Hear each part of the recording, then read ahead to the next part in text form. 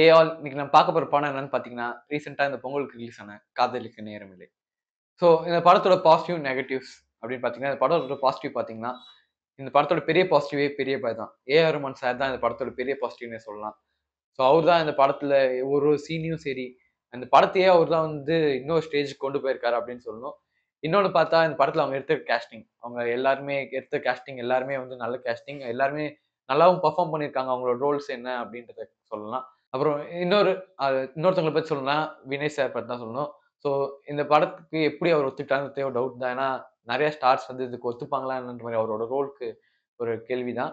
But அத அவரு எடுத்து இன்னும் நல்லாவே பண்ணியிருந்தாருன்னு சொல்லணும். நீங்க யாருன்னு பார்த்தா இந்த படத்தோட டைரக்டர் கிருத்திகா உதயநிதி. ஸோ அவங்க வந்து ஒரு டிஃபரண்டான ஒரு லவ் ஸ்டோரிய வந்து இப்ப இந்த இருக்க ஒரு கல்ச்சருக்கு இப்ப கொண்டு வந்து சேர்த்திருக்காங்க அப்படின்னு சொல்லணும்.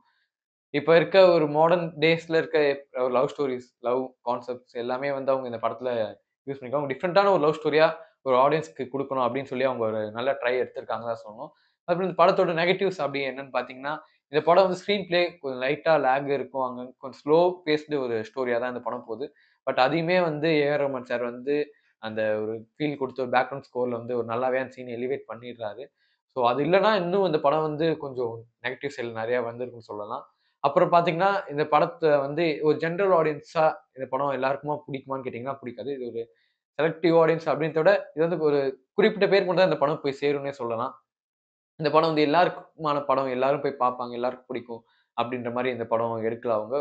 அப்படின்னு சொல்லணும். இது வந்து இன்னும் எல்லாருக்குமே புடிக்கிற மாரி அப்படின்ற மாரி கொஞ்சம் கொண்டு போயிருந்தா, இது வந்து இன்னுமே நல்லா ரீச் ஆயிருக்கும்னு சொல்லலாம். இது கொஞ்சம் கே கன்டென்ட் அப்புறம் இந்த மாடர்ன் டே லவ்ல எப்படி போகுது. ஸோ அந்த மாரி இத பத்தி கொஞ்சம் அவங்க எடுத்திருந்ததுனால, இது வந்து எல்லாருக்கும் போய் சேரும். ஒரு ஃபேமிலியா எல்லாரும் போய் பார்ப்பாங்க அப்படின்னா, இந்த படம் இல்லன்னு சொல்லலாம். மத்தபடி இந்த படம் வந்து ஒரு டீசென்ட்டான ஒரு மாடர்ன் டே லவ் ஸ்டோரின்னு சொல்லலாம். இந்த படத்துக்கு என்னோட ரேட்டிங் பார்த்தீங்கன்னா, 2.5 ஸ்டார்ஸ் அவுட் ஆஃப் 5.